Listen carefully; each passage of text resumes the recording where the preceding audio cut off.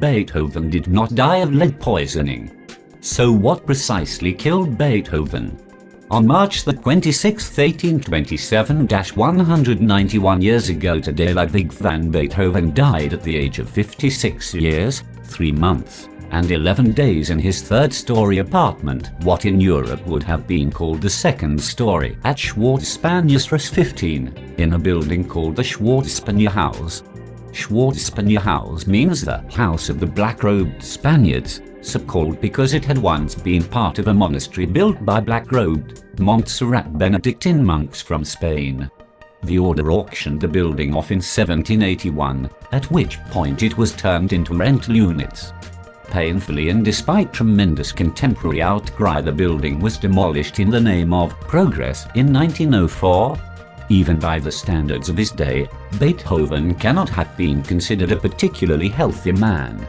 Along with his chronic hearing disability, which resulted in clinical deafness after 22 years, Beethoven suffered from smallpox, rheumatism and rheumatic fever, typhus, colitis, all sorts of skin disorders and infections, abscesses, ophthalmia, eye inflammations, in particular conjunctivitis or pink eye, chronic bronchitis, inflammatory degeneration of his arteries, colic, irritable bowel, foul body odors and extreme halitosis, bad breath. At the end of his life, let us add to this woeful list hepatitis, pancreatitis, jaundice and cirrhosis of the liver. Dude was a mess.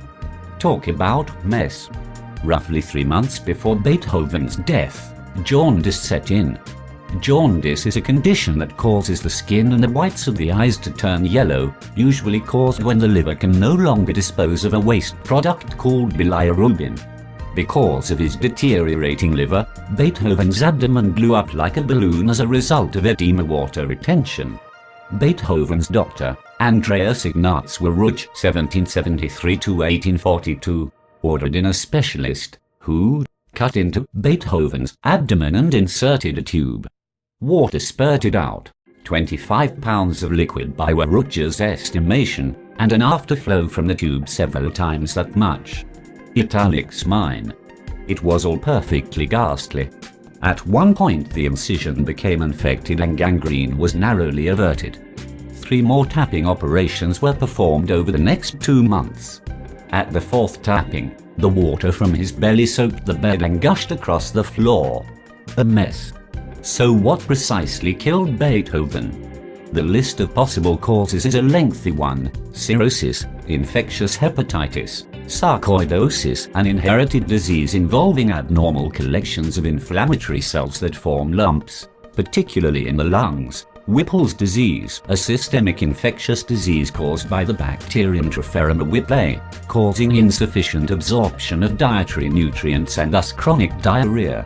Fatty, extremely offensive stool, yuck. Severe and offensive flatulence, double, triple and quadruple yuck. Abdominal distension and edema, lead poisoning, and syphilis. We can make quick work of syphilis. The only evidence of such is that in 1815, Beethoven was prescribed medication that included mercury, which at the time was commonly used to treat syphilis.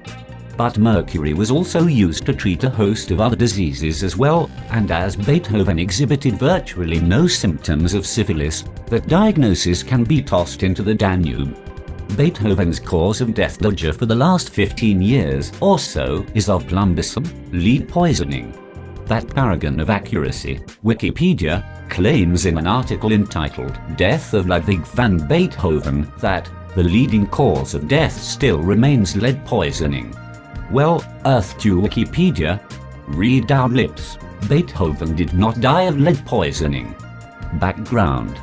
After the great man's death, masses of visitors traipsed through his apartment at the Schwarzspanierhaus. Typical of the time, many of these visitors walked over to the corpse bearing a knife or a pair of scissors and helped themselves to some of Beethoven's hair, quintuple yuck. Among these visitors was a 15-year-old pianist named Ferdinand Hiller, who would grow up to make a name for himself as a composer and conductor. Hiller put his wad of Beethoven's hair into a locket. The locket eventually ended up in the hands of a Danish physician named Keith Ming, who had been given the thing in gratitude for his work on behalf of Danish Jews during World War II. After Fleming's death, his daughter consigned the locket to be sold by Sotheby's in London. It was purchased in 1994 by an Gales, Arizona-based urologist and Beethoven groupie named Alfredo Guevara. Guevara paid $7,300 for the locket and the 582 strands of Beethoven's hair contained within.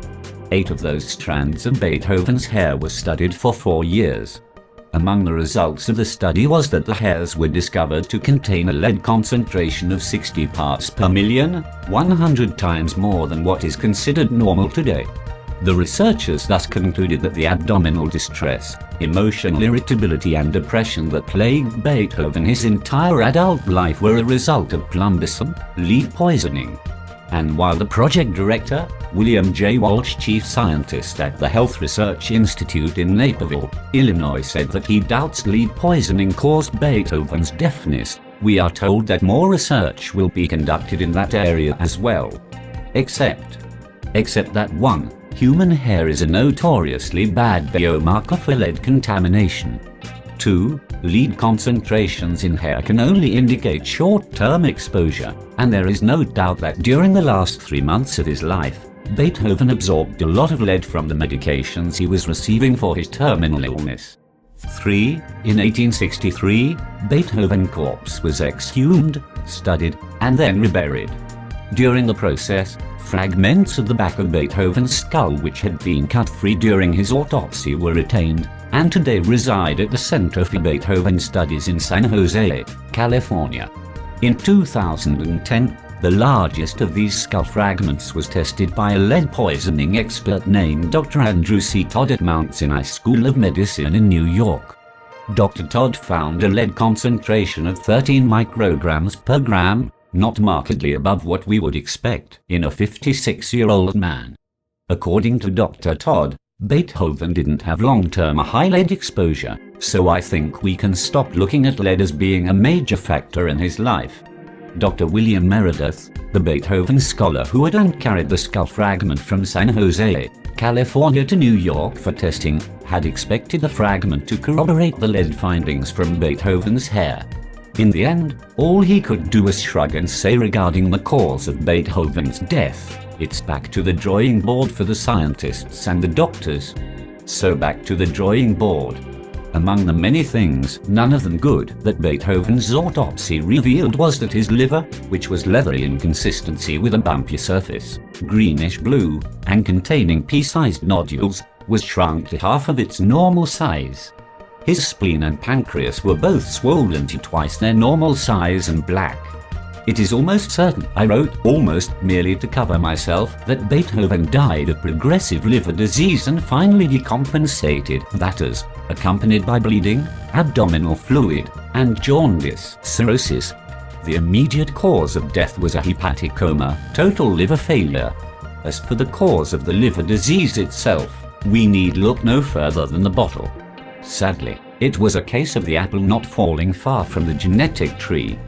Beethoven's paternal grandmother, Maria Josepha, was a chronic alcoholic who was shut away in a convent in Cologne for the last 20 years of her life by her husband, Beethoven's paternal grandfather. Beethoven's father Johann was a notorious drunk. He died of acute alcoholism at the age of 52. Beethoven himself drank prodigious amounts of wine, beer, and brandy, usually starting before noon. He was, however, a high-functioning alcoholic, and like Vincent van Gogh, Winston Churchill, Ernest Hemingway, W.C. Fields, among many others, Beethoven's propensity for drink did not apparently impede his creative activity and may, in fact, have actually enhanced it.